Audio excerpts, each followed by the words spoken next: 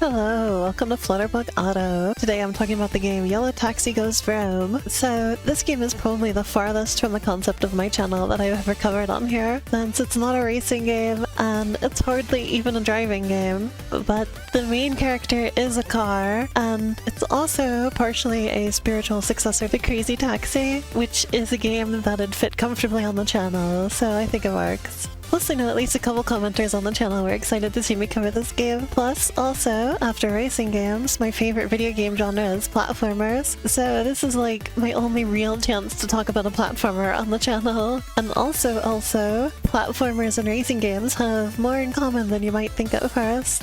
I mean, like, Trackmania used to have an entire mode called Platform, for instance. But yeah, this is a platformer. Specifically, it's a collectathon in the Super Mario 64 Banjo-Kazooie tradition. Your collectible in this game is these bright green gears, and also golden rabbits. There's 3 golden rabbits per level, and I never managed to get all 3. They're really hard. There's only one level I actually even found all 3 of them in. They're also really well hidden, and in that case, I had a severe skill issue and wasn't able to grab it anyway. I'm so sad.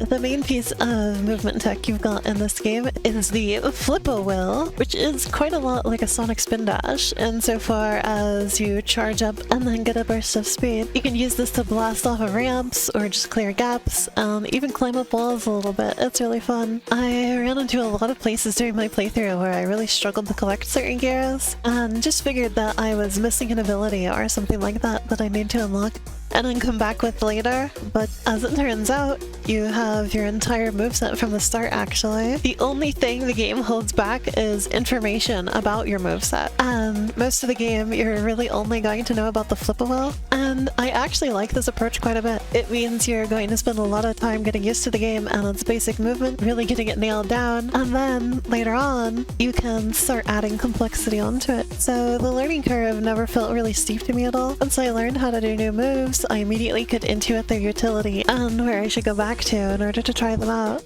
For example, earlier in the game I was introduced to the flip cancel, but I didn't really understand its utility. Later on, I was told that it can be used as a double jump, and then I was like, oh, and then I started going crazy with it. Plus, all of this also means that once you start the game over again, you can play it from the beginning with all the moves, since they're always there, or you might stumble into them on your own without the game needing to explain them at all. That's a really nice approach to player movement, in my opinion. Oh, and one other interesting wrinkle to the gameplay is that, as I mentioned at the beginning, this game also incorporates Crazy Taxi gameplay.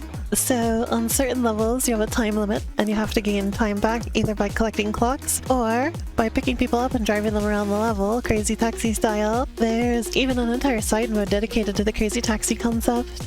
I also enjoy that instead of crazy being the best rating, it's psychotic. Your taxi is also a wind-up car, so whenever you pick up a passenger, they turn the key for you. It's really cute.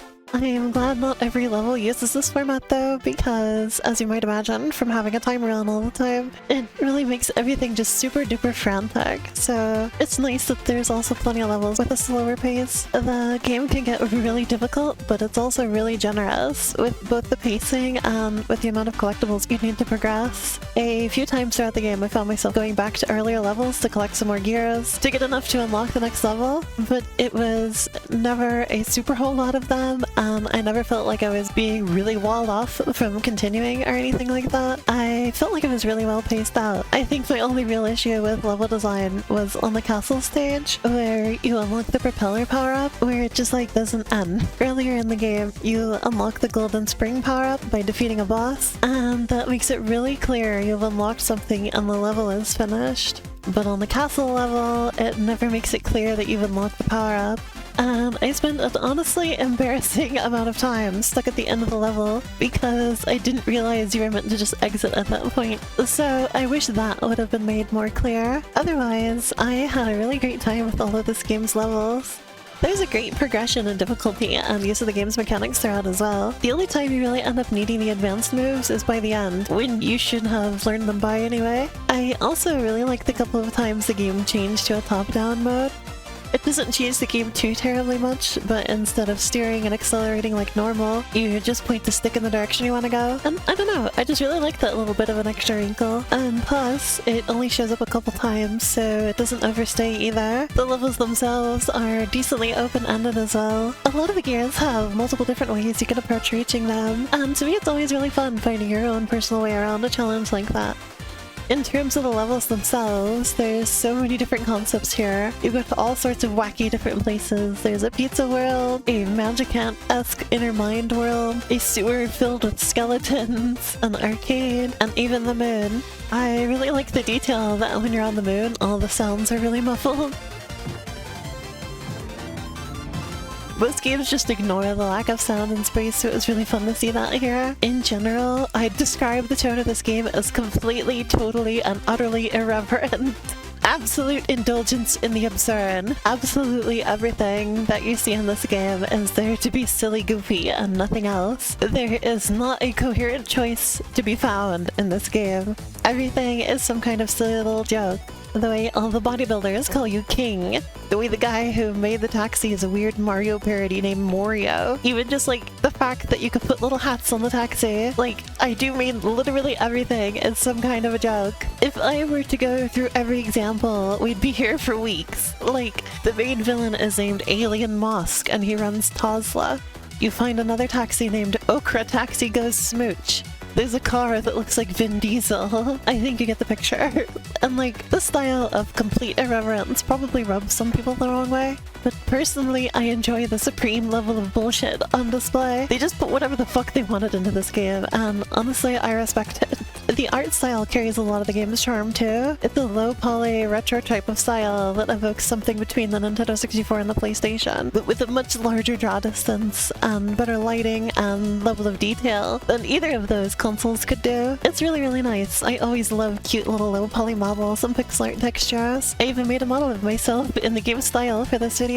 Everything's delightfully squishy too, and the game is full of fun little visual details, like the areas of water that you can't go into being blocked off by these silly little walls with fish drawn on them. It does have one visual thing that pisses me off though, which is that it takes a cue from older Mode 7 style racing games where the background parallaxes for some reason, and that makes absolutely no physical sense. There is no parallax from rotation. It doesn't make physical sense. In those older games, it's like the game is already flat and they're used to doing parallax. I can see how the mistake can be made. I still don't like it, but I can see how they could arrive there. In 3D, you have to go out of your way to add it on purpose, because when you're working in 3D, the background will work as it should in physical space without any input from you.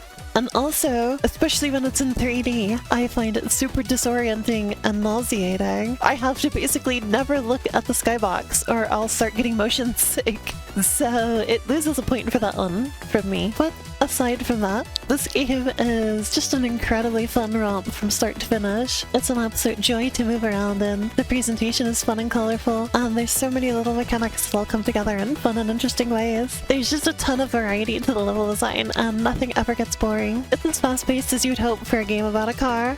And as a platformer, it's got a super unique movement system that completely lacks a jump button, so it feels really different to play in a very good way.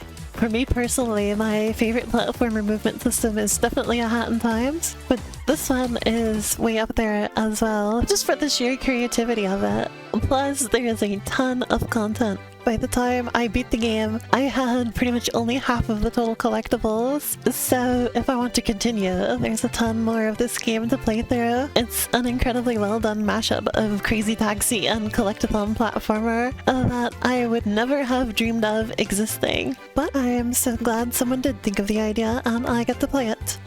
So yeah, that's Yellow Taxi Goes Vroom. A bit of a departure from what I usually talk about here, but I hope you all still enjoyed. And I've still got a few more indie racing games I'm planning to cover soon too. And also, this is actually going to be my last weekly video for a while. Videos are still going to be coming out, but at a slower pace. I am also an indie game developer, and I'm going to be spending the next probably several months finishing up my current project, Super Climb Up.